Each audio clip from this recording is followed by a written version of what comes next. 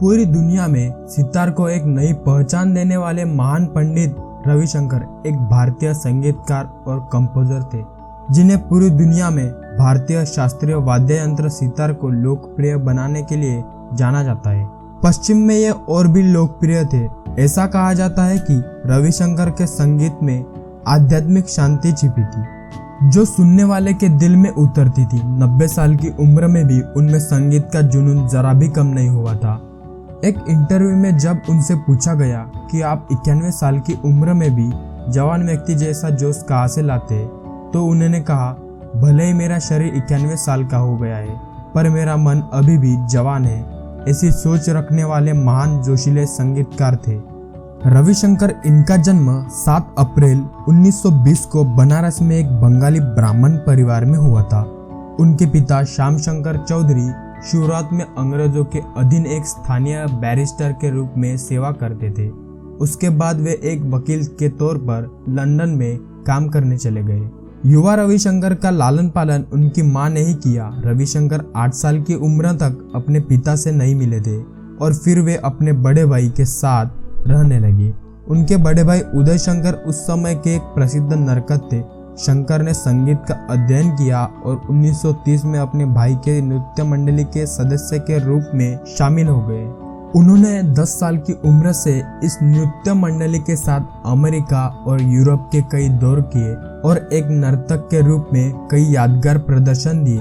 अल्लाउद्दीन खां जैसे अनुभवी गुरु की आंखों ने रविशंकर के भीतर छिपे संगीत प्रेम को पहचान लिया था। उन्होंने रविशंकर इनको विविधता अपना शिष्य बनाया। वह लंबे समय तक तबला वादक उस्ताद अल्लाह रखा खां, किशन महाराज और सरोद वादक उस्ताद अली अकबर खान के साथ जुड़े रहे। 18 वर्ष की उम्र में उन्होंने नृत्य छोड़कर सितार सीखना शुरू किया। पंडित रविशंकर इनकी परंपरागत भारतीय शैली के अनुयायी थे। उनकी उंगलियां जब भी सितार पर गतिशील होती थी, सारा वातावरण झकरूत हो उठता था। अंतर्राष्ट्रीय मंच पर भारतीय संगीत को सम्मान प्रतिष्ठित करने में उनका उल्लेखनीय योगदान रहा। उन्होंने कई नई पुरानी संगीत रचनाओं को भी अपना विशिष्ट शैली से सशक्त अभिव्यक्ति प्रदान की। 1944 में औपचारिक शिक्षा समाप्त करने के बाद वह मुंबई चले गए।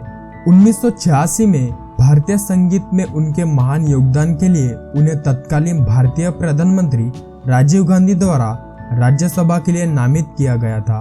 उन्होंने 12 मई 1986 से 11 मई 1992 तक भारतीय संसद के उच्च सदन के सदस्य के रूप में कार्य किया। पंडित रविशंकर इनको विभिन्न विश्वविद्यालयों से डॉक्टरेट की 14 मानद उपाधियां मिली। संयुक्त राष्ट्र संघ के अंतर्गत संगीतज्ञों की एक संस्था के सदस्य रहे। रविशंकर इनको 3 ग्रैमी पुरस्कार मिले, रामन मैग्सेसे पुरस्कार, पद्म भूषण, पद्म विभूषण तथा भारत का सर्वोच्च सम्मान भारत रत्न भी मिला।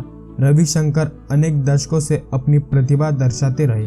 1982 के दिल्ली एशियाड के स्वागत गीत को उन्होंने कई स्तर प्रदान किए थे। रविशंकर इनका 11 दिसंबर 2012 को सैन डिएगो कैलिफोर्निया में 92 वर्ष की आयु में निधन हो गया। संगीतकार कथित तौर पर ऊपरी श्वास और हृदय रोगों से पीड़ित थे और इसी वजह से उन दिनों उनके हृदय वाल्व को बदलने के लिए सर्जरी की गई थी। उनका आखिरी प्रदर्शन कैलिफोर्निया के टेरेस थिएटर में उनकी बेटी के साथ संपन्न हुआ था। तो फ्रेंड्स, ये थी पंडित रविशंकर, इनकी बायोग्राफी और उनकी जीवनी। ऐसे ही ढेर सारे वीडियो देखने के लिए लाइक, शेयर, कमेंट और चैनल को सब्सक्राइब कीजिए।